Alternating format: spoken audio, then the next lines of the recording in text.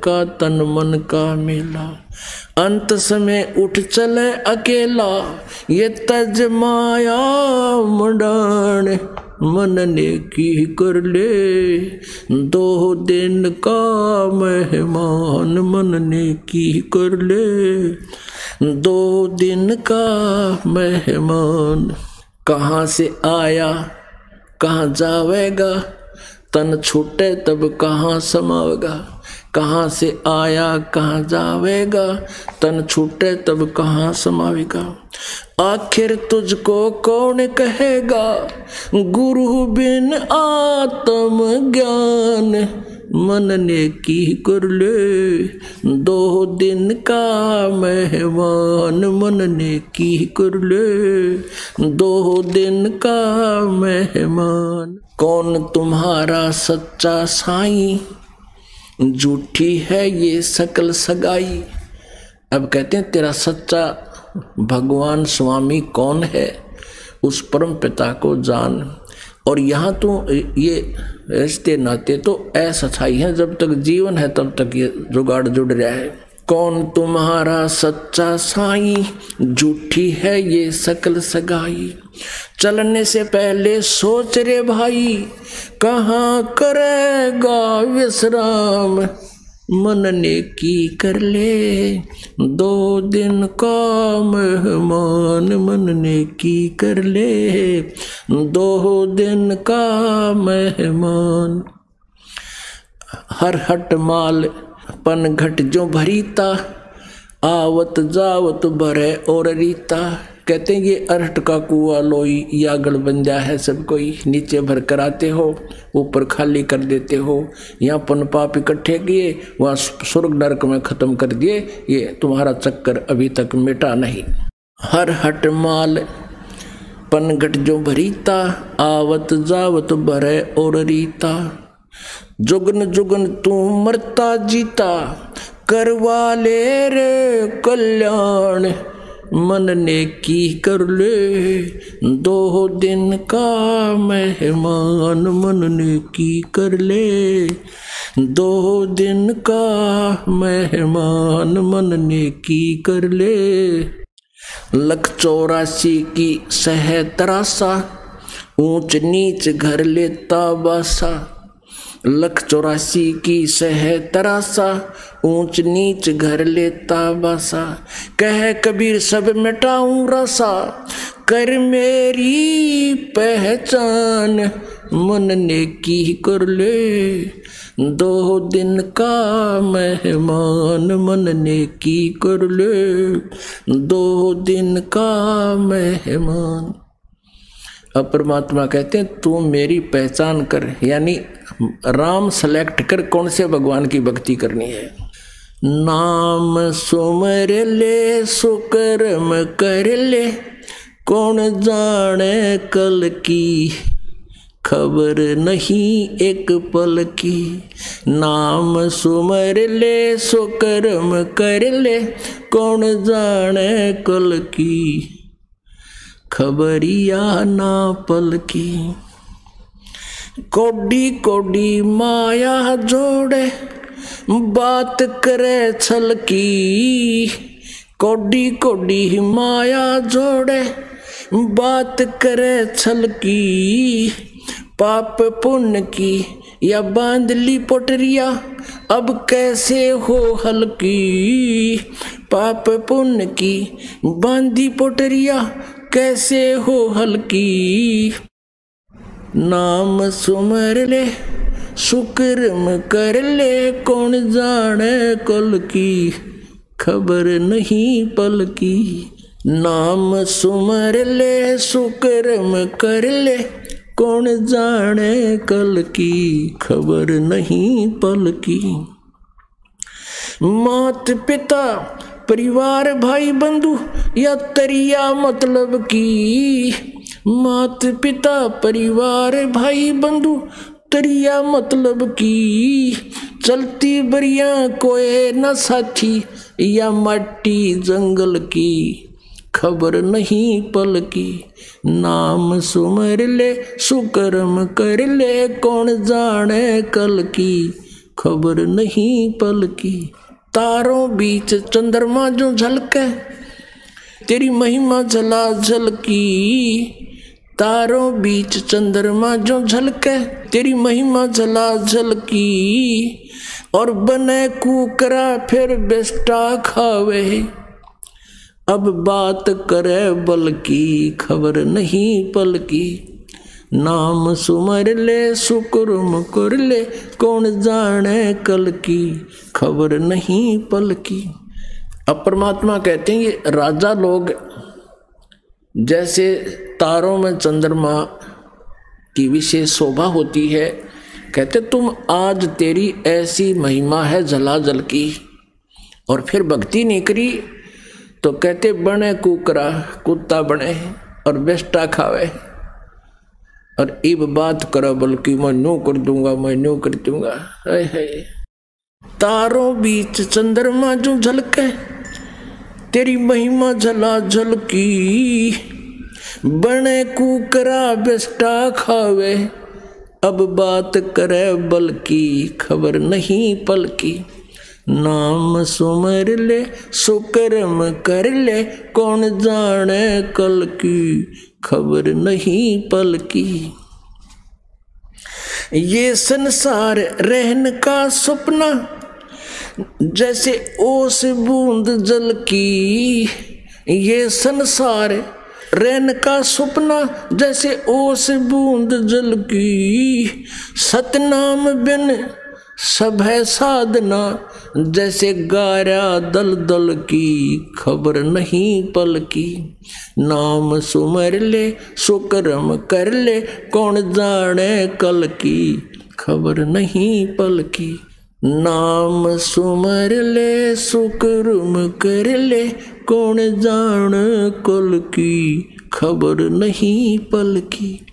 अब कहते हैं सतनाम, सच्चे मंत्र बिना, सच्ची साधना बिना, पूर्ण परमात्मा की भक्ति के बिना, अन्य जो साधना तू कर रहा है वो तो गारा दलदल की, इसमें दूना गिरावट में जाएगा, दूना नरक में जाएगा, ये साधना ठीक नहीं। ये संसार रहन का सपना, जैसे ओस बूंद जल की। सतनाम बिना सब है साधना, ये गारा दलदल की, खबर नहीं पल की। नाम सुमर ले सुकर्म कर ले, कौन जाने कल की, खबर नहीं पल की। अंत समय जब चले अकेला, तेरे आंसू ने न ढल की। अंत समय जब चले अकेला, तेरे आंसू ने न ढल की। कहे कबीर शरण गह मेरी, कहे कबीर शरण गह मेरी, हो रक्षा जल थल की, खबर नहीं पल की। अब परमात्मा याद दिलाते हैं कि इबके अपलातून पाक रहे हो, 1 सेकंड में पता नहीं क्या हो जाएगा। और क्या याद दिलाते हैं परमात्मा कबीर जी हमारे को, कि जब तू संसार छोड़कर अकेला जाएगा पूरे परिवार को, और सारे जीवन में जो तूने डले डोए थे वह या तो बैंक में जमा करा दी माया, और या कोई कोठी बंगला गाड़ दिया, और फिर आप जाएगा पल्ला झाड़ के, फिर रोता जाएगा बुरी तरह। अब क्या कहते हैं कि हिड़की दे दे रोएगी सुरता, जब तू चल लेगी अकेली। कहते पछाड़ खा खा गिरेगा तू, यम के दूता छुटाओगा, रोएगा, है मेरा बेटा रह गया, मेरी कोठी रहेगी, और वह गट्टियां पे मारेंगे। फिर उनका चल हम देंगे तो ना कोठी उड़े, चूहा बनाओगे, बिल में घूमेगा। फिर हमारे लिए कितने पापड़ बेले मालिक ने इतनी वाणी बोल रखी। और परमात्मा कहते हैं या दुनिया अजब दीवानी, मेरी कही एक नहीं मानी। क्या बताते हैं, कहाँ से आया और कहाँ जाएगा। अब तू इस थोड़े से जीवन में यहाँ पता नहीं के बन बैठा, भूल गया सब कुछ। कहाँ से आया था तू, और फिर मृत्यु के उपरांत कहाँ जाएगा, और ये तन छूटे तो कहाँ समाएगा। आखिर तुझको कौन कहेगा, गुरु बिन आत्म ज्ञान, मन ने की कर ले 2 दिन का मेहमान। परमात्मा कहते फिर गुरु के बिना तुझे ये बताओगा कौन? ये ज्ञान जो आज तुझे मिल रहा है, जो परमेश्वर ने स्वयं आकर बताया, कहते आखिर तुझको कौन कहेगा गुरु बिन आत्मज्ञान। पुण्यात्माओं, एक आत्मज्ञान होता है, एक परमात्म ज्ञान है। आत्मज्ञान तो यहाँ तक है कि मैं कौन हूँ, कहाँ से आया हूँ और यहाँ हम किस लिए जी रहा हूँ, क्या उद्देश्य है, ये तो आत्मज्ञान। और फिर परमात्म ज्ञान कि कौन वो परमात्मा है जिससे पूर्ण मोक्ष हो सकता है, जिससे हमारे पाप कर्म नाश हो सकते हैं। फिर उस परमात्मा की शरण गहनी है, उस परमात्म ज्ञान से। इस प्रकार आपका होगा कल्याण। बोलो सतगुरुदेव।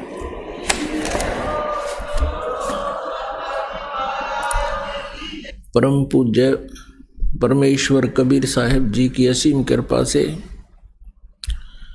बंदी छोड़ कबीर परमेश्वर जी की असीम कृपा से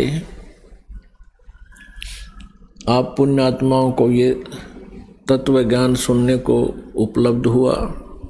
परमात्मा कहते हैं, कबीर परमेश्वर जी हमें आकर के चेताते हैं, चेतावनी देते हैं, समझाते हैं कि भोली आत्माओं, तुम जहाँ रह रहे हो ये लोग ठीक नहीं है। बताते हैं कि आगे गए ना बावड़े, जो परिवार का सदस्य मृत्यु को प्राप्त हो जाता है वह पुनः आपको उसी रूप में, उसी ममता के आधार से नहीं प्राप्त होता। और शेष बचे हैं वो भी चले जाएंगे। आगे गए ना बावड़े, रहते भी सब जहाँ, बिन साहिब की बंदगी कहीं ठोर ठिकाना ना। साहिब माने परमात्मा, राम, अल्लाह, गॉड, प्रभु।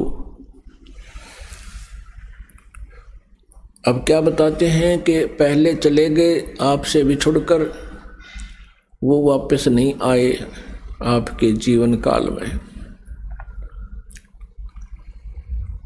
अब जैसे किसी का पति मर जाता है, मृत्यु को प्राप्त हो जाता है, अब उस पति की आवश्यकता है उस पत्नी को, वो अन्य रूप धार कर चाहे कहीं पर जन्म भी ले ले, पर उसको उस समय कोई लाभ नहीं हुआ उसका, वो उसके लिए वापस नहीं आया। तो कहने का भाव परमात्मा का है कि आप जिस लोक में स्थायी होकर बैठ गए, एक मकान में काम नहीं चला दूसरा बना लिया, फिर कहीं कोई सस्ता प्लॉट मिलता दिखा वो ले लिया, उस पर फिर मकान बना लिया। परमात्मा कहते हैं कि 5 तत्व का पुतला और इसका मानुष धर दिया नाम, और 4 दिना का जीवना और फिर रोक कर ठाम। सांस का भरोसा नहीं है और ना जाने कितने ठिकाने बना लिए, एक पलक में मृत्यु हो जाए और फिर कहाँ जाएगा इसकी चिंता नहीं। सत्संग में आने से प्राणी को ये चिंता बनती है, समाधान कराने की उत्सुकता होती है। इसलिए परमात्मा हमें चेतावनी दे रहे हैं, समझा रहे हैं कि ये ठिकाना ठीक नहीं तुम्हारा। बिन साहेब की भक्ति कहीं ठोर ठिकाना ना। साहेब माने राम। अब जैसे पहले आपको सत्संग में सुनाया था, आजा बंदे सन राम की फिर पाछे पछतावेगा। अब कौन से राम की शरण में आना चाहिए ये भी आपको विस्तार से बताया था। अब राम माने स्वामी, प्रभु, मालिक, साहब कहो, राम कहो। तो ब्रह्मा विष्णु महेश जी एक ब्रह्मांड में एक विभागीय मालिक हैं। रजगुण विभाग के ब्रह्मा जी, सतगुण विभाग के विष्णु जी, तमगुण विभाग के शिव जी। और ये केवल इन 3 लोकों पर, पृथ्वी लोक, पाताल लोक और स्वर्ग लोक पर ही स्वामी हैं, प्रभु हैं, मालिक हैं, ये भी राम कहलाते हैं, स्वामी कहलाते हैं। ये भी भगवान की संज्ञा में हमने ले रखे हैं, क्योंकि जो जितना पति है, जितना स्वामी है, उतना ही वो राम है। और इनका पिता जो ब्रह्म है वो 21 ब्रह्मांड का स्वामी है, राम है।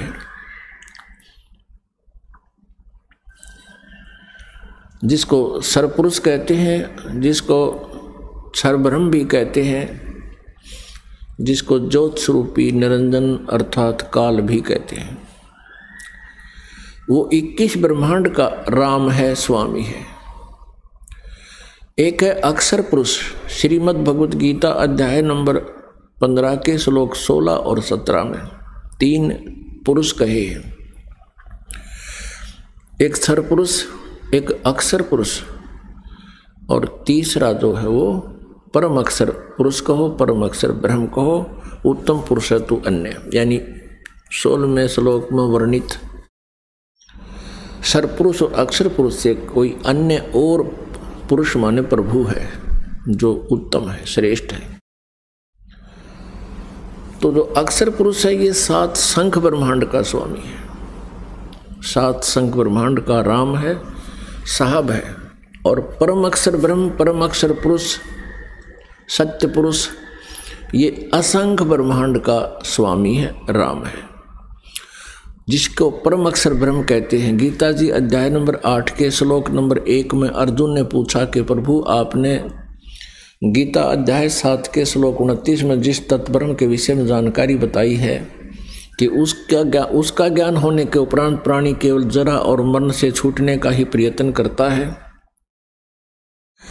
इस संसार की किसी भी वस्तु की डिमांड नहीं रखता, इच्छा नहीं रखता। 8वें अध्याय के 1 श्लोक में अर्जुन ने पूछा किम तत्ब्रह्म, वो तत्ब्रह्म क्या है। इसका उत्तर गीता ज्ञानदाता ने 8वें अध्याय के 3 श्लोक में दिया कि वो परम अक्षर ब्रह्म है। वो गीता ज्ञानदाता से अन्य है और है, सुप्रीम पावर है। तो वो परम अक्षर ब्रह्म जो है वो सर्वशक्तिमान है और ऑल कंट्रोलर है, कंप्लीट गॉड है। वो पूर्ण परमात्मा है और वो कबीर देव है, कबीर साहब है, जो बनारस में, काशी में, भारतवर्ष की पावन पृथ्वी पर आकर के 120 वर्ष रहे थे। सतलोक से चलकर आए थे, सह शरीर आए थे, सह शरीर चले गए थे। वो परम अक्षर ब्रह्म है। और गीता ज्ञानदाता अध्याय नंबर 15 के श्लोक नंबर 1 से 4 में स्पष्ट करता है कि तत्वदर्शी संत की पहचान बताई गई है कि उल्टे लटके हुए संसार रूपी वृक्ष के सभी विभागों को जो विस्तार से बताता है वो तत्वदर्शी संत है। और तत्वदर्शी संत की प्राप्ति के उपरांत परमेश्वर के उस परम पद की खोज करनी चाहिए, जहाँ जाने के बाद साधक फिर लौटकर कभी संसार में नहीं आते। और जिस परमेश्वर से संसार रूपी वृक्ष की प्रवृत्ति विस्तार को प्राप्त हुई है, यानी जिसने सब ब्रह्मांडों की रचना की है, और उसी की पूजा करनी चाहिए, अन्य की नहीं। ये गीता ज्ञानदाता दृढ़ता से कह रहा है। अपनी पूजा के विषय में भी बताता है। 8वें अध्याय के 13वें श्लोक में कहता है कि मेरा तो केवल एक ओम अक्षर है, इसकी साधना करोगे तो मेरे वाली परम गति प्राप्त होगी। ओम ब्रह्म का जाप है। ओम के जाप की सत साधना करने से, सच्चे दिल से करने से ब्रह्मलोक प्राप्त होता है। ब्रह्मलोक पर्यंत भी प्राणी पुनर्जन्म के अंदर है, उनकी भी जन्म मृत्यु होती है। गीता जी अध्याय नंबर 8 के श्लोक नंबर 16 में स्पष्ट किया है। गीता ज्ञानदाता स्वयं भी कहता है कि 4थे अध्याय के 5वें और 9वें श्लोक में, दूसरे अध्याय के 2 और 12 श्लोक में, 10वें अध्याय के दूसरे श्लोक में कि अर्जुन मेरे और तेरे बहुत जन्म हो चुके हैं, तू नहीं जानता मैं जानता हूँ। मेरे जन्म और कर्म अलौकिक है। मेरी उत्पत्ति को ये देवता और ब्रह्म, ये ऋषि लोग नहीं जानते। इससे सिद्ध है कि गीता ज्ञानदाता ये ब्रह्म है, श्री कृष्ण जी में प्रवेश करके बोल रहा है। इसके कर्म अलौकिक इसी प्रकार हैं कि वो कभी किसी के समक्ष नहीं आता और किसी में प्रवेश करके या किसी का रूप धारण करके अपने कार्य करता है। तो उसी परमात्मा परम अक्षर ब्रह्म की साधना से प्राणी को पूर्ण मोक्ष प्राप्त होता है। वहां जाने के बाद फिर लौटकर संसार में कभी नहीं आते हैं। अब यहाँ काल के लोक में क्या स्थिति है, ब्रह्म के लोक में इन 21 ब्रह्मांडों में क्या स्थिति है और 7 संग ब्रह्मांडों में भी क्या स्थिति है। आज पुण्यात्माओं आपके पास ये संसारिक झूठा सुख उपलब्ध है, आपके संतान भी है, आपके पास संपत्ति भी है, उच्च पोस्ट भी प्राप्त है। आप सोच रहे हो कि मैं बिल्कुल ठीक हूं। परमात्मा कहते हैं कि एक पल में ना जाने के बिजली गिर जाए, फिर काहे के ठीक। यहां पर एक बार 26 जनवरी सन 2000 में एक भूकंप आया था गुजरात प्रांत में। पुण्यात्माओं छुट्टी का दिन था, सभी अपने अपने घरों में 26 जनवरी गणतंत्र दिवस की झांकियां देखने के लिए बैठे थे। उसी समय इतना भयंकर भूकंप आया, 8-8 6-6 मंजिल की कोठियां थी और वो सभी तहस नहस हो गई। जिन मकानों को बनाते बनाते दादे परदादे चले गए उनके, और आप भी उन्हीं को व्यवस्थित करने में लगे हुए थे, उन्हीं कोठियों के नीचे दबकर मर गए लाखों की संख्या में। इस काल ने वहाँ गाड़ी गाल दी। तो यहाँ परमात्मा याद दिलाते हैं, बच्चों तुम भांग के नशे में हो। कौन से भांग के नशे में? इस काल के झूठे सुख रूपी इस भांग को पीकर तुम मदमस्त हो गए। कबीर ये माया अटपटी सब घट आन अड़ी, किस किस को समझाऊं या कुएं भांग पड़ी। अब परमात्मा कहते हैं किस किस न समझाऊं, इस 21 ब्रह्मांड के कुएं में काल ने बगैर तौल की भांग डाल रखी है और इस भांग को हम पिए बैठे हैं। अब इस एंटीबायोटिक प्रवचनों से, परमात्मा की वाणी और ज्ञान से आपकी यह भांग उतरेगी, ये नशा उतर जाएगा। फिर आपको नींद भी ढंग से नहीं आया करेगी, लेकिन नींद में भी चिंता बनी रहेगी, हे भगवान कहीं फिर काल का दाव ना लग जावे, हमारा फिर पुनर्जन्म ना हो जावे, कहीं हमसे भक्ति ना बने। पुण्यात्माओं जब आपका ये अज्ञान अंधकार हट जाएगा और ये झूठे सुख का जो माया है इसका नशा उतर जाएगा, फिर आपको जीने का लुत्फ न्यारा ही होगा।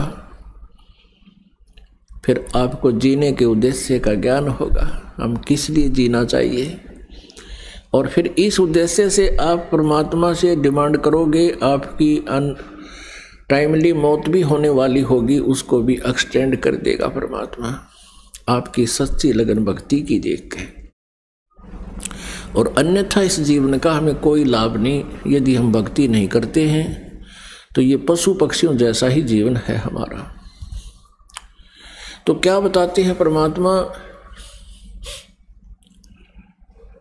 कि आगे गए ना बावड़े, रहते भी सब जाही, बिन साहिब की बंदगी कहीं ठोर ठिकाना न। बिन साहिब की, बिन भगवान की भक्ति। अब कौन से भगवान की भक्ति, ये आपको बता दिया। परम अक्षर ब्रह्म, उस सुप्रीम गॉड की, उस कंप्लीट गॉड, पूर्ण परमात्मा, वो साहब है हमारा। अब जैसे आप जी यहाँ अपने आप को ठीक मान रहे हो, 1 मिनट में मृत्यु हो जाती है, यहाँ से हुआ चलो, फिर अपने पुण्य अच्छे कर रखे हैं तो स्वर्ग में गए, स्वर्ग के अंदर आपके पुण्य रहे तब तक तो आप स्वर्ग में रहे, उसके बाद वहाँ से चलो कहाँ, नरक में। नरक में पापों को भोगा, फिर वहां से कहा चलो गधे की योनि में। अब कुमार कर डले ढोए हैं, मिट्टी ढोई, फिर वहां से मृत्यु होगी, फिर चलो सूअर की योनि में, वहां मृत्यु होगी, फिर चलो कुत्ते की योनि में। या चलो चलो जब तक नहीं मिटेगी तब तक हमारा कोई ठोर ठिकाना ना। और वो चलो चलो मिटेगी कबीर परमेश्वर जी से। कबीर परमेश्वर जी को काल ने इतना रिजेक्ट करवा दिया इन नकली गुरुओं द्वारा, आचार्यों द्वारा। हम अन्य सभी देवताओं को पूज सकते थे, लेकिन कबीर जी को कोई जुलाहे कबीर को, धाने कबीर को कोई ये कह दे कि ये भगवान है, तो मजाक हंसी आती थी उस व्यक्ति की। एक बार एक बहन बता रही थी, जी मैंने आपका सत्संग सुना कि उस पर चल रहा था एक चैनल पे, आप कह रहे थे कि कबीर इज गॉड। तो मैंने सोचा महाराज जी दिखे तो पढ़े लिखे और बताओ कबीर न भगवान। मेरा कति नहीं जची, हंसी आई। देखी से बोले हैं पर कबीर को भी भगवान बता रहे। फिर आप जी ने तुरंत ही देवी भागवत दिखाना शुरू कर दिया, और मैं देवी की पुजारन थी, तो मेरी रुचि बढ़ी के देखते हैं देवी पुराण में क्या दिखा रहे हैं। पढ़ते पढ़ते आपने दिखाया, फिर ब्रह्मा जी विष्णु जी की सतीथि बताई कि इनको भी कोई ज्ञान नहीं था। फिर इनकी जन्म मृत्यु दिखाई उसी में। वो कहने लगी मेरा तो कलेजा पकड़ा गया। अब ये क्या, आज तक हम इनको अजरो अमर मानते थे, आज ये इन्हीं सदग्रंथों में ये ऐसे लिखे हैं, तो जची नहीं कि ये ओरिजिनल बुक होगी, ओरिजिनल पुराण होगी।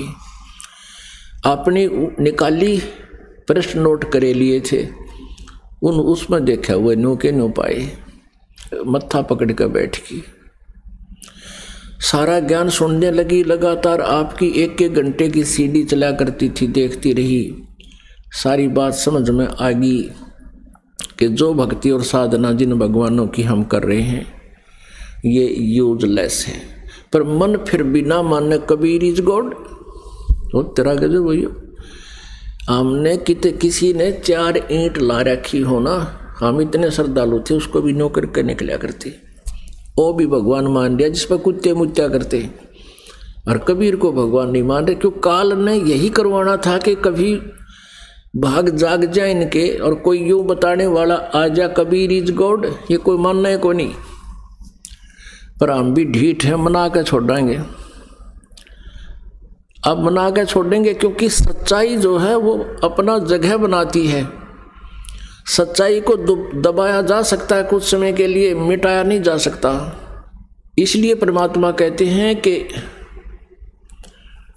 आदरणीय गरीबदास साहिब जी गांव छुड़ानी जिला जज्जर हरियाणा वाले को परमात्मा मिले थे। उन्होंने कहा कि ये मन जो है इतना कंडम हो लिया,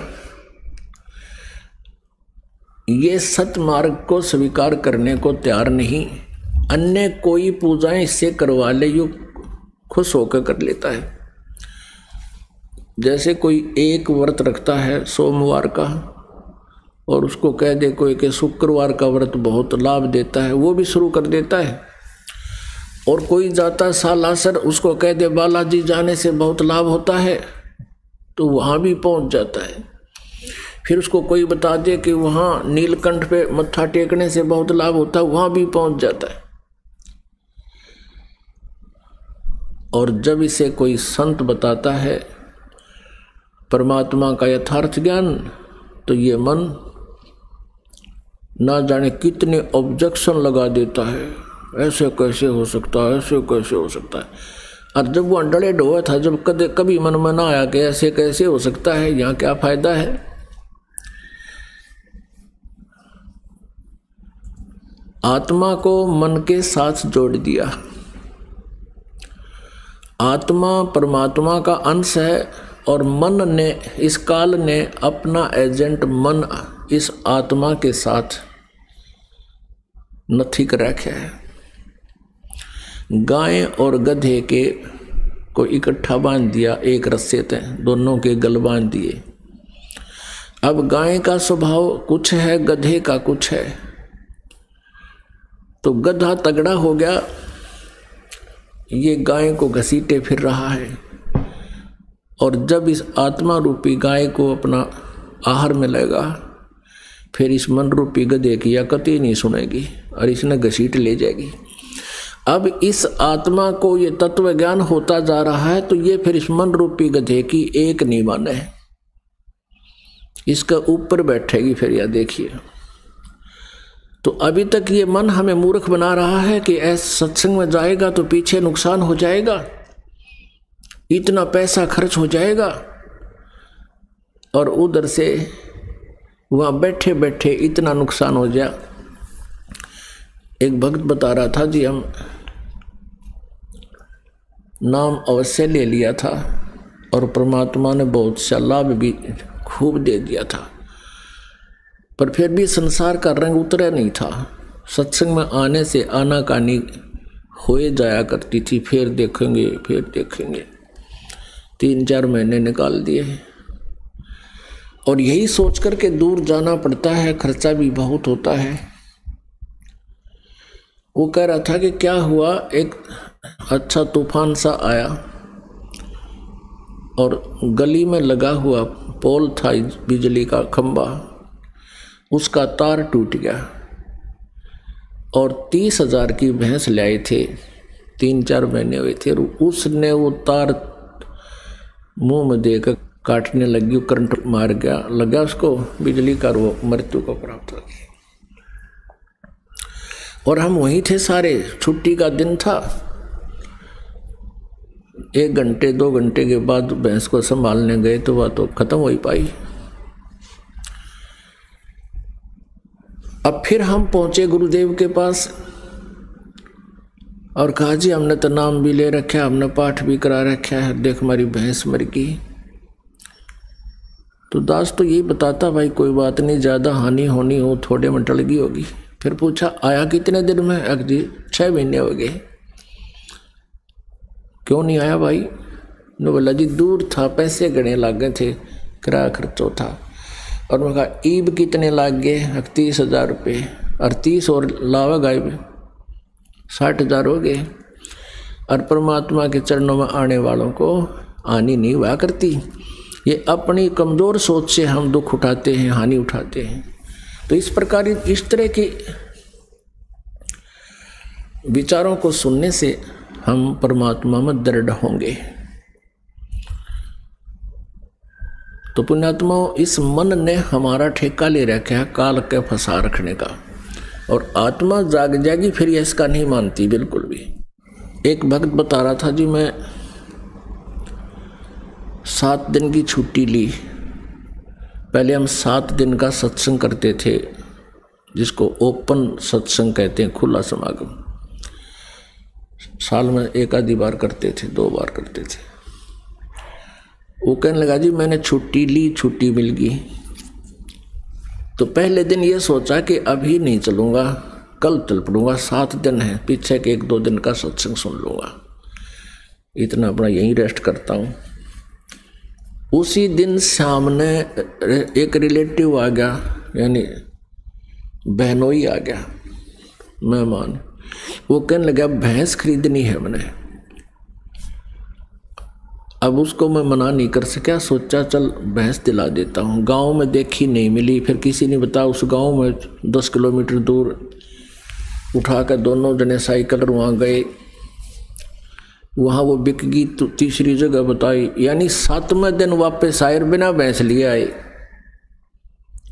7वें दिन वापस आ गए, धक्के खा के, भैंसा के गोबर में पैर कटवा के, छनवा के, और बिना भैंस लिए वापस आ गए। वो 7वें दिन वहाँ बर्बाद हुए धक्के खा के। तो पुण्यात्माओं, परमात्मा हमें याद दिलाते हैं जब परमेश्वर प्रसन्न हो जाएगा ये काम भी जल्दी बन जाया करते हैं, क्योंकि भगवान को हम इसलिए खोजते हैं कि जो मनुष्य जिस कार्य को नहीं कर सकता वो परमेश्वर शीघ्र कर देता। जैसे हम हाथ से जो है ना चक्की पीसते थे माताएं हमारी बहनें, और अब पावर से चलती हैं वो तो 1-1.5 घंटे में मनमाना 3 किलो आटा मुश्किल से पीसा करती, अरे पीस दे 3 बोरी। तो इस प्रकार पावर का कनेक्शन मिलने के बाद हमारे सब कार्य सुगम हो जाते हैं। तो पुण्यात्माओं, परमात्मा के मार्ग में बाधा ये मन बनता है, और इस मन को फिर ज्ञान से सेट किया जाता है। इसके विषय में क्या बताते हैं, ये आत्मा रोती है और कहती है भगवान मेरे को तो इस काल के साथ बांध दिया, और ये उल्टे काम ने तो जल्दी सुन ले है, अच्छे काम ने कतई नहीं सुनता। अब कोई कह दे आज सत्संग में चलेंगे तो कहेगा फिर देखेंगे, और थोड़ी सी देर में कोई आ जाता है कि आजा ताश खेलेंगे, अकाजा एक और बुला ले, और बैठ जाएंगे उधर सारा दिन। हाँ, रात में जो है ना सूर्य अस्त हो जाता, अंधेरा हो जाता, फिर भी नो देख देख हो लो मार कोई काम हो आयो, और भक्ति में नो गए टाइम कोई नहीं। आत्मा को जब ज्ञान हो जाता तब रोती है कि भगवान सचमुच आप जो कहते हो यही हमारे साथ हो रहा है। मत तो दे दी है बाल में बैरे नू, मत तो दे दी है बाल में बैरे नू, मत तो दे दी है बाल में।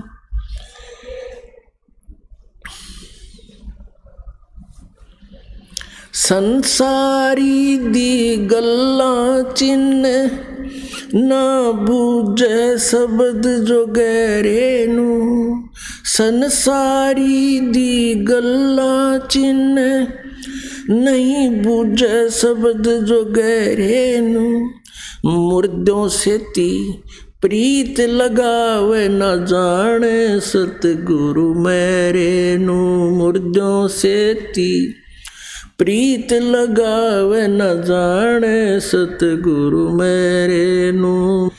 मत तो दे दी है बाल में बैरे नू, मत दे दी है बाल में बैरे नू, मत दे दी।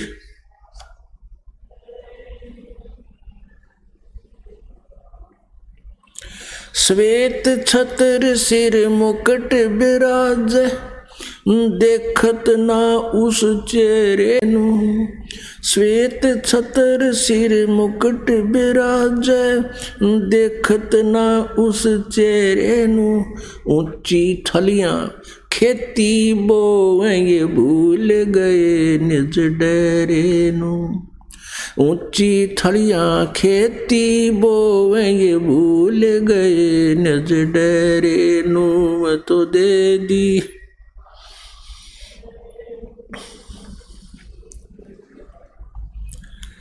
नू मत तो दे दी है बाल में बैरे नू, मत तो दे दिए बाल में बैरे नू। ये संसार समझदा नाही कहंदा श्याम दोपहरे नू, ये संसार समझदा नाही कहंदा श्याम दोपहरे नू, गरीब दास ये वक्त जात है रोवोगे इस पैरे नू, गरीब दास ये वक्त जात है रोवोगे इस पैरे नू, मैं तो दे दी।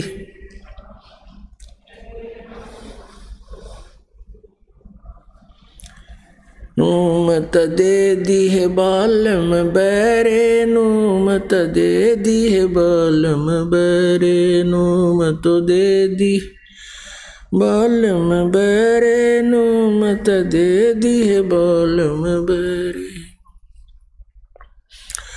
ये संसार समझदा नाही, कहंदा श्याम दोपहरे नू। ये संसार समझदा नाही, कहंदा श्याम दोपहरे नू। गरीब दास ये वक्त जात है, रोगे इस पैरे नू।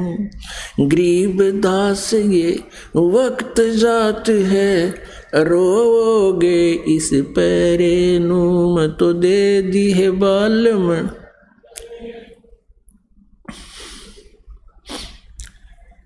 मैं तो दे दी है बालम बैरे नू। मैं तो दे दी है बालम बैरे नू। मैं तो दे दी है बालम बैरे नू। मैं तो दे दी है बालम बैरे। पुण्यात्मा, परमात्मा ने हमें बहुत प्रकार के एंटीबायोटिक मेडिसिन दे रखी हैं। कहीं शब्द, कहीं वैसे प्रवचन, कथाएं आदि सुना के, जिनसे हमें परमात्मा की महिमा का ज्ञान होता है और मन भी फिर आत्मा के अनुकूल होने लग जाता है। क्योंकि हम अपने शत्रु के जो मित्र है यानी मन है, हम इसको ही अपने साथ सेट कर लेंगे और फिर ये हमारा सहयोगी हो जाएगा। और इसकी स्पीड बहुत है, फिर हम इस मन के ऊपर सवार हो जाएंगे। अब ये मन आत्मा के ऊपर बैठा है। अब क्या बताते हैं, आत्मा रो रही है, परमात्मा समझा रहे हैं कि तुम्हारे साथ ऐसा हो रहा है। ये मन जो है संसारी दी गल्ला चिन्ह न बूझे शब्द जो गहरे नू। अब जैसे गुरुजी बताते हैं, कितना रहस्य में ज्ञान बता रहे हैं, इससे सुख भी हो रहे हैं, और फिर भी कोई आकर कह दे कि वो पूजा तो करनी ही चाहिए, उसकी तुरंत मान लेते हैं। अब क्या बताते हैं, मुर्दों से तीप्रीत लगावे न जाने सतगुरु मेरे नू। जैसे किसी गांव नगर में कोई साधु संत रहते थे, जैसे भी कोई सिद्धि वाले कोई पुरुष थे, उनकी मृत्यु हो जाती है। उसकी मृत्यु के उपरांत जहाँ उसको अंडरग्राउंड करते हैं, दबाते हैं, ज़मीन में समाधि देते हैं, उसके ऊपर एक यादगार बना लेते हैं। उसमें उसकी एक मूर्ति भी कभी कभी रख देते हैं, और फिर पूरे के पूरे गांव के गांव, नगर के नगर उस समाध को, उस मरे हुए को पूजना शुरू कर देते हैं, मुर्दे को। अपने आत्माओं, जैसे इन मंदिर, मस्जिद, गुरुद्वारों में और अन्य भी जितनी समाधि बना रखी है, वहाँ जाने से जीव को कोई लाभ नहीं। कैसे, जैसे कोई वैद्य जीवित था, बहुत अच्छा वैद्य था, नब्ज देखकर रोग जान लेता था, बढ़िया दवाई देता था, तो रोग मुक्त कर देता था। उस वैद्य की मृत्यु के उपरांत उसके शरीर को वहाँ दफनाकर, उसके ऊपर उसका एक मंदिर बनाकर, वैद्य की अंदर मूर्ति लगाकर, और फिर वहीं जाएं और उस वैद्य से लाभ चाहें, क्या संभव है? कभी नहीं। अब इन विचारों से हम समझेंगे। पहले तो हम इतना ध्यान नहीं देते थे, अब परमात्मा ने ऐसे उदाहरण दे दिए कि हमने विवश होना पड़ता इस मन को, इस बात को विचारने के लिए कि अब वो मरा हुआ वैद्य, उसकी मूर्ति जीवित वैद्य वाला काम नहीं कर सकती। अब वो बुरा नहीं, वह मूर्ति बुरी नहीं, वो तो यादगार है कि कैसा महापुरुष रहा करता था, यहाँ पर इतना अच्छा वैद्य था। ऐसे ही जिन भगवानों की मूर्ति को तुम पूजना चाहते हो या संतों की पूज रहे हो, वैसे ही संत आपको जीवित चाहिएंगे। जैसे हम श्री राम, श्री कृष्ण जी और श्री शंकर भगवान जी हनुमान जी, गणेश जी, हम इनकी पूजा करते हैं। कैसे? उनकी मूर्ति बना ली और मूर्ति की पूजा करते हैं। और किस लिए करते हैं? कि उन्होंने, भगवान राम ने ऐसा कर दिया था, भगवान कृष्ण जी ने ऐसा लाभ दिया था। अब श्री कृष्ण जी जीवित थे, सह शरीर थे, तब लाभ दिया करते थे। अब वो मूर्ति वो लाभ नहीं कर सकती, अब वो कंस नहीं मार सकती, उसके ऊपर चूहे आप पर कूदे सिर पे भगवान के। तो कहने का भाव ये है, हमने थोड़ा सा विवेक करना पड़ेगा। और कोई मूर्ति बुरी नहीं है, भगवानों के चित्र हैं। फिर ये देखना कि कौन से भगवान से हमें लाभ होगा। हम आज इस तत्व ज्ञान से पहले ऐसी स्थिति में थे आप जी और हम, जैसे पुराने समय में भारतवर्ष अशिक्षा के कारण था। हम छोटे छोटे थे उस समय, भारत आज़ाद हुआ ही था, लेकिन गुलामी की फिर भी छाप घनी थी प्रत्येक ग्रामीण पर। कोई भी अधिकारी आ जाता था किसी भी महकमे का, जैसे कोई सिंचाई महकमे का अफसर आ गया और उसने टोप पैर रखा और क्या कहा करते, साहब आ रहा है। कौन सा साहब है? पानी वाला साहब, पानी वाला नहर महकमे का साहब आ रहा है। अब उनको ये नहीं मालूम था ये किस सतर का साहब है, ये जेई है, एसडीओ है, एक्शन है, एससी है या चीफ है। न्यू कहा करते साहब आ रहा है पानी वाला। तो अब हम आज इसी स्थिति में हैं, हम राम राम तो कहते हैं, पर हमने ये नहीं पता जिस राम की हम पूजा कर रहे हो किस सतर का है, वो एसडीओ सतर का है, एक्शन सतर का है, एससी सतर का। अब हमारा काम होना हो एससी सतर से और हम एप्लीकेशन देवा एसडीओ सतर के, तो कैसे काम होगा?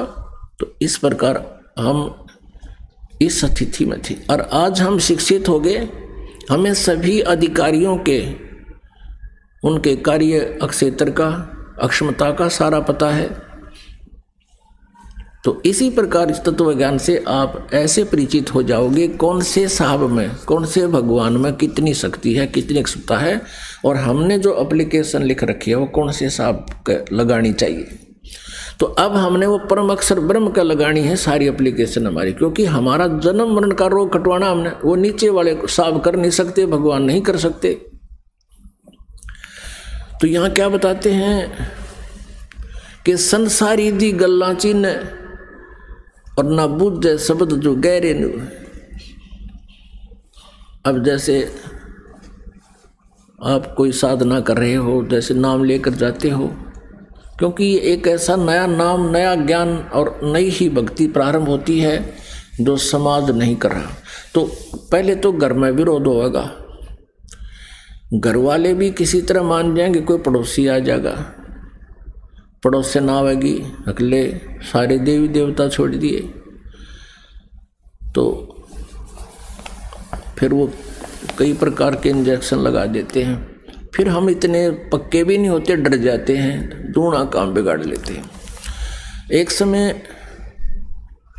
ये कहते हैं संसारी दी गल्ला चिन्ह, आम आदमी की बात मान ले, सतगुरु की मानते नहीं। परमात्मा कबीर जी कहते हैं दुनिया अजब दीवानी, मेरी कई एक नहीं मानी, पर भी लेन जात है दुनिया, हमारा ज्ञान किन्ने नहीं सुनिया। एक समय वैसे तो बहुत से ऐसे उदाहरण होते हैं। एक भगत बता रहा था कि मेरी पत्नी को किसी ने बहका दिया, नाम ले रहे दोनों, लड़के को तकलीफ होगी, और पीछे से कोई आई, उसने कहा ले बता तुमने देवता छोड़ दिए ना, इसलिए गड़बड़ होगी थारे। तो पीछे तो जाके जहाँ पहले खेत में मंडी बना रखी थी उड़ा माथा टेक आई, पहले तो लड़का बीमार था, फिर वह भी बीमार होगी। अब मेरे आते ही बतावे ना हो कि भैया क्या कहानी बन कर दी, मैंने क्या गलती कर दी। उसने आके यहाँ पूछा जी ऐसे ऐसे हो गया। माँ भाई कोई ना कोई परमात्मा की जोत बोल दो, हो जाएगा ठीक है, बात हो गई। कोई आराम नहीं हुआ। फिर मैंने कहा भी कोई गड़बड़ की होगी कोई से घर में, ना जी कोई गड़बड़ नहीं कर रखी। अब वह कति कंडे मोली जब उसने बताई, मैं एक दिन मंडी पूज आई, अच्छे थे डरा दिए कि न तेरा छोरा बीमार हो गया, इसी कारण से हो गया। तब उनको दोबारा उपदेश दिया। अब कहते हैं परमात्मा हाथ उठा लेता है, अब भगवान पर भी अविश्वास हो गया, फिर वो साथ कैसे देगा आपको। एक जींद के अंदर एक रमेश नाम के लाला जी रहते थे, उसकी पत्नी का नाम कमलेश, और उनके 2 लड़के जुड़वा, एक लड़की, और वो तीनों बालक बीमार रहते थे। बच्चा के दौरे पड़े। वो बता रहे थे जी 10 दिन तो रहा करते घर नर, 20 दिन मेडिकल में दोनों बच्चे और तीसरी वाली लड़की, और स्वयं उस कमलेश के दमे की बीमारी। फिर हमारे किसी भक्त ने जब देखा, उनसे बातचीत हुई, तुम नाम ले लो हमारे गुरुजी से, आपको राहत मिल जाएगी, कबीर परमात्मा लाभ दे देंगे। उन्होंने उपदेश ले लिया। उपदेश लेते ही परमात्मा ने ऐसी रजा बख्श दी, सारे स्वस्थ। अब 3-4 महीना के बाद क्या हुआ, गुग्गा नौमी आ गई।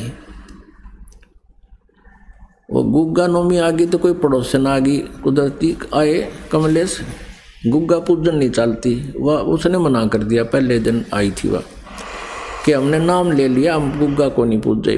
तो वह कहने लगी, बे ना पूजा तो करनी चाहिए।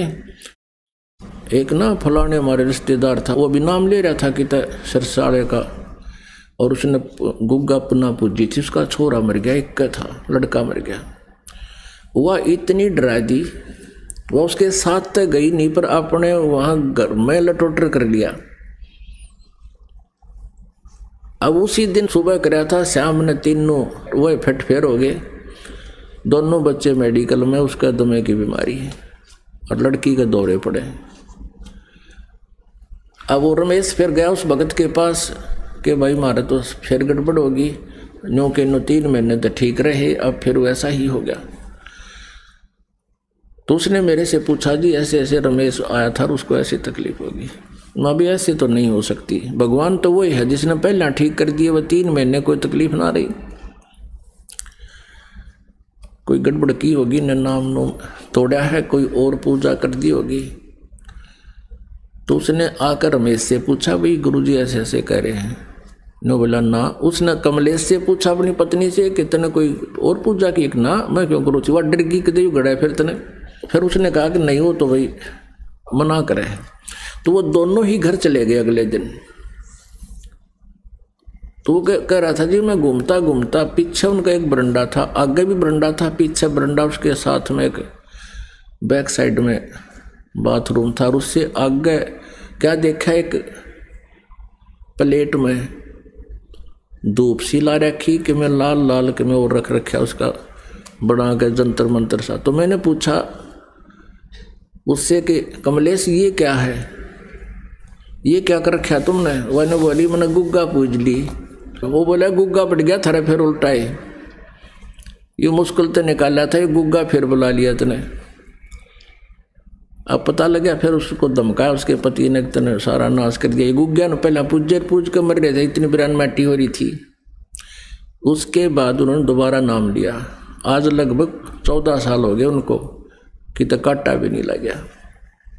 अब उनको फिर दृढ़ विश्वास हो गया, सचमुच ये इसने ये और पूजा करते करते दुर्गति हो रही थी, और परमात्मा ने 3 महीना तक तीनों ठीक कर दिए थे। तो ये भी विश्वास होना चाहिए कि सचमुच जो साधना अब हमें मिली है ये ठीक है।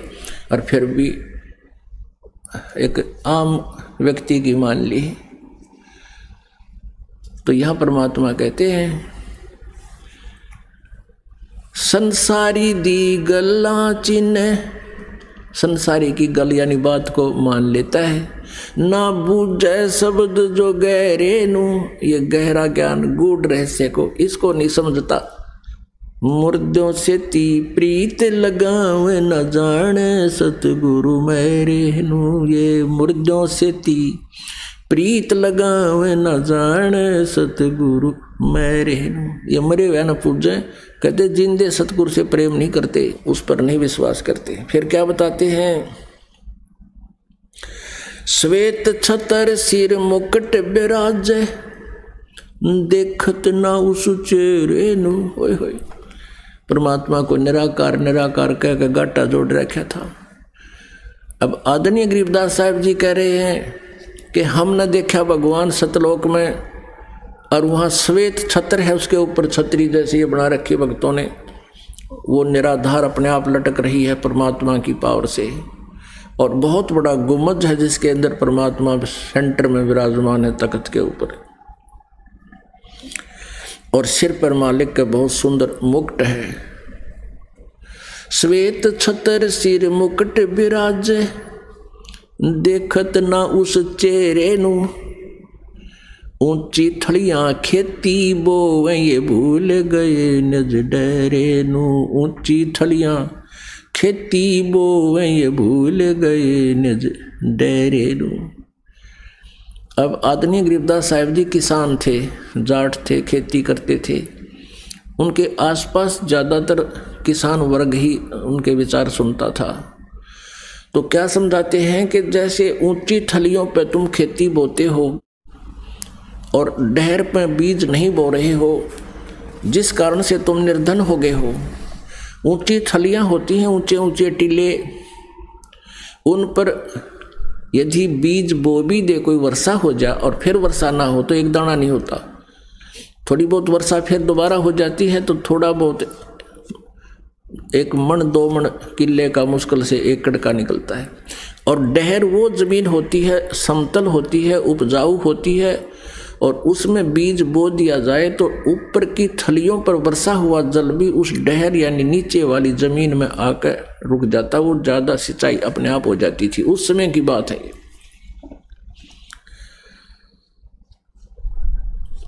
तो गरीबदास साहिब जी भगवान की महिमा को अपने शब्दों में बता रहे हैं, परमात्मा से प्राप्त होकर के उस ज्ञान को। क्या बता रहे हैं कि यदि तुम अपनी डहर में बोओगे तो डहर में बीज बोया जा, 1 एकड़ में 50-60 मन गेहूं हो जाते हैं, और थलियां पे बोए तो 2 मन के भी मुश्किल से नहीं होंगे 1 एकड़ में, 2 मन 2.5 मन। तो कहने का भाव ये है परमात्मा का कि जिन देवी देवताओं को ब्रह्म और ब्रह्मा विष्णु महेश और अन्य तुम पूजाएं करते हो, ये तो समझो थलियों पर खेती बो रहे हो तुम। और परम अक्षर ब्रह्म की पूजा, पूर्ण परमात्मा कंप्लीट गॉड की पूजा करने से समझो तुमने अपनी डैर में बो दिया बीज। तो पुण्यात्माओं, आपका सौभाग्य है, आपको ये अनमोल वचन, अनमोल ज्ञान सुनने जोगा बनाया। पहले तो भगवान ने आपको विद्वान बनाया, शिक्षित किया, और दास को इसका जानकार बनाया। आज आपके रूबरू ऐसा बना दूंगा जैसे पहली का कहता हुआ, अगर वेद गीता और पुराणों को आप याद रखोगे। बोलो सतगुरुदेव।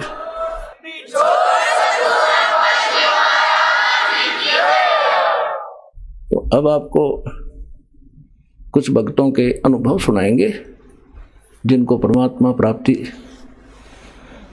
से प्राप्त जो लाभ हुए हैं वो अपने मुख कमल से बताएंगे। सुनिएगा। नमस्कार सर। नमस्कार सर। सर क्या नाम है आपका?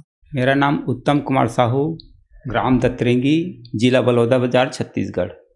सर संत रामपाल जी महाराज से नाम दीक्षा आपने कब ली? सर जी मैंने 14/3/2014 को परमात्मा की शरण ली। उत्तम जी, संत रामपाल जी महाराज से नाम दीक्षा लेने से पहले आप क्या भक्ति साधनाएं करते थे? जो हिंदू धर्म में सभी देव जो पूजा चलते हैं, सभी देवी देवताओं को, जैसे शंकर भगवान है, दुर्गा जी है, गणेश जी हैं, ये सभी देवी देवताओं की पूजा करते थे। उससे कुछ लाभ नहीं हुआ और ऊपर से हानि होने लगी। तो फिर संत रामपाल जी महाराज की शरण में आप कैसे आए? मेरे बड़ी वाली लड़की है नाम भुवनेश्वरी, उसके सिर में दर्द होता था सर जी। तो दर्द के कारण जब से स्कूल जाते थे तो स्कूल में ही सर लोग मैडम लोग जो दर्द कार्य परेशानी होती थी लड़की को तो वहीं सुला देते थे। तो घर में आते थे तो कई बार सर लोग भी घर में आए कि इस लड़की का सर में दर्द होता है, बहुत व्याकुल हो जाती हैं। तो मैंने कई फूक झाड़ तांत्रिक वालों के पास लेकर गया और इधर उधर बहुत घुमाया, कई डॉक्टर के पास लेकर गया, लेकिन वहाँ कुछ आराम नहीं हो रहा था। तो मैं एक बार रायपुर के राम सागर पारा सोमनाथ साहू है, उसके यहाँ एक्सरे करवाने के लिए लेकर गया था। तो वहाँ एक्सरा करवाया तो उसने बताया कि इसके सर में कुछ सर के ऊपर, मस्तिष्क के ऊपर में कुछ गांठ जैसा जमा हुआ है, उसको बड़ी वाले डॉक्टर से जाकर दिखाओ। तो मैंने उस डॉक्टर के कहे अनुसार रायपुर में ही श्री बालाजी हॉस्पिटल है, वहाँ लेकर लड़की को गया। तो वहाँ डॉक्टर को दिखाया तो लड़की का सर में कुछ ज़्यादा प्रॉब्लम बताया, ऑपरेशन के लिए उसने बोला। तो मैं लड़की को बोला कि बेटी यहाँ एडमिट होने के लिए बोल रहे हैं।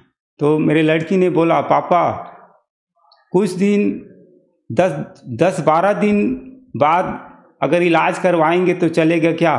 तो मैंने बोला कि ठीक है, आगे होली का त्यौहार है तो त्यौहार घर में मना लेंगे, उसके बाद इलाज करवाएंगे। वहाँ मैंने डॉक्टर को बोला सर जी मुझे कम से कम 10-12 दिन का समय चाहिए। तो डॉक्टर ने बोला ठीक है, 15 दिन के बाद आ जाना। मैंने वहाँ डॉक्टर से छुट्टी लेकर गांव में आया तो संत रामपाल जी महाराज जी के एक शिष्य चैनू दास रहता है, उसने मेरे को परेशानी देखते हुए उसने कहा कि आप इधर उधर भूत प्रेत डॉक्टर बैगा के चक्कर में बहुत घूम रहे हो, एक बार मेरे साथ सतलोक आश्रम संत रामपाल जी महाराज के शरण में जाकर देखो, हो सकता है परमात्मा अगर दया करेंगे तो वहाँ आपके लड़की का तबीयत ठीक हो जाएगा। तो उसके कहने के हिसाब से मैंने बरवाला संत रामपाल जी महाराज के आश्रम सतलोक आश्रम पहुँच गया और वहाँ जाने के बाद मैंने दीक्षा ली। संत रामपाल जी महाराज से नाम दीक्षा लेने के बाद आपको क्या क्या लाभ मिले? परमात्मा संत रामपाल जी महाराज से दीक्षा लेने के बाद आज मेरे लड़की जिसका तबीयत खराब था, सिर में दर्द हो रहा था, आज वो जो सिर का दर्द है बिल्कुल ठीक हो गया है। उसके नाम से एक भी टेबलेट अभी तक उसको खाना नहीं पड़ता। और एक लाभ और बताता हूँ सर, कुछ दिन बाद 2015 में मेरे माता जी को हार्ट अटैक हुआ था। हार्ट अटैक होने के बाद माँ एकदम मृत समान हो गई थी। तो मोहल्ले वाले पूरा आसपास के लोग सब इकट्ठे हो गए थे, देख रहे थे क्या हो गया क्या हो गया। तो मैंने संत रामपाल जी महाराज जी से जो दोपहर का रामायणी चलता है उसको परमात्मा की वाणी शुरू किया। उसके बाद 10-15 मिनट के बाद में माता जी ने अपने आंखें खोली और सांस लेना चालू कर दिया। तो मोहल्ले के लोग जो इकट्ठे हुए थे उसने अचंभित हो करके सब एक दूसरे से देखने लगे और सबके आंखों में आंसू बहने लगे। और मेरे भतीजे के बड़े भाई के लड़के को हाथ पकड़कर मेरी माँ ने बोली बेटा मेरे को परमात्मा ने वापस भेज दिया है, भजन चलो भक्ति करना करके, ऐसे करके बोलने लगी। तो कुछ दिन के बाद भगत जी फिर माँ मेरे को बोले बेटा मेरे को भी दीक्षा दिला दो। तो मैं अपनी माता जी को चांपा नामदान केंद्र में लेकर 2015 में दीक्षा दिलाई। आज भी मेरी माँ की उम्र लगभग 95 वर्ष है भगत जी, आज भी वो स्वस्थ हैं और परमात्मा की भजन करती हैं। और एक लाभ और बताता हूँ भगत जी, अभी पिछले साल मैंने एक ट्यूबवेल घर में पानी के लिए खुदवाया हूँ। तो परमात्मा से अरदास लगाया था कि परमात्मा पानी की आवश्यकता है, तो ठीक है बेटा बोर करवा लो। तो मैंने बोर खुदवाया और किसी प्रकार का मैं किसी से जांच वाँच नहीं करवाया था, जहाँ इच्छा लगा वहाँ मैं खुदवा दिया। तो आसपास के लोग इकट्ठे हुए और कहने लगे तुम तो किसी देवी देवताओं को नहीं मानते, इसलिए आप बोर खुदवा रहे हो, उसमें पानी नहीं निकल रहा है। जिस दिन खुदाई हुआ भगत जी उस दिन एक भी पानी उसमें नहीं निकला। तो सब वैसी हंसी उड़ा रहे थे कि देखो भगत के घर में आज बोर हो रहा है तो किसी प्रकार का पानी नहीं निकल रहा है। तो मैंने कुछ दिन के बाद 8-10 दिन के बाद वहाँ मोटर लगवाया भगत जी। तो मोटर लगवाया तो आज परमात्मा की दया से इफरात पानी निकल रहा है। आज आसपास के जो बोरिंग नल है, बोर हैं, वो सब गर्मी में सूख जाते हैं, लेकिन परमात्मा की दया से आज मेरे यहाँ इफरात मात्रा में पानी है भगत जी। और छोटे मोटे लाभ तो होते रहते हैं। उत्तम जी, संत रामपाल जी महाराज की शरण में आने के बाद आपको बहुत सारे लाभ मिले। आज टीवी पर आपको लाखों दर्शक दिख रहे हैं और वो भी किसी न किसी बीमारी से ग्रस्त हैं, तो उनके लिए आप क्या कहना चाहेंगे? चैनल में सत्संग आता है, सत्संग के नीचे में पीली पट्टी चलती हैं, उसमें बहुत नंबर दिखाए जाते हैं और सत्संग सुने और ज्ञान को समझे। मेरे जैसे बहुत सारे लोग परेशानी में हैं, अगर परमात्मा के ज्ञान को अगर समझकर परमात्मा की शरण ग्रहण करेंगे, आज मेरे ही तरह वो भी स्वस्थ हो रहेंगे। सर, संत रामपाल जी महाराज से नाम दीक्षा कैसे ली जा सकती है? सर जी, आज हर डिस्ट्रिक्ट में एक नामदान केंद्र है। आप उस नंबर से, टीवी में जो नंबर दिखाता है उस नंबर में कांटेक्ट करो। आप जिस भी राज्य, केंद्र, जिला में हो, उस केंद्र के नामदान केंद्र आपको बता दिया जाएगा। धन्यवाद सर। सर साहब।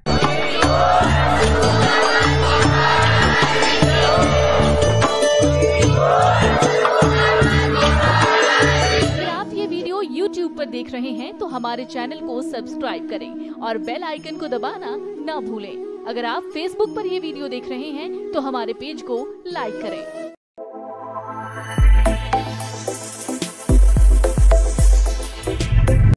सत साहिब सभी भक्तों को। जो लोग भी मेरे चैनल में पहली बार आए तो चैनल को सब्सक्राइब, वीडियो को लाइक और वीडियो पूरा जरूर देखें।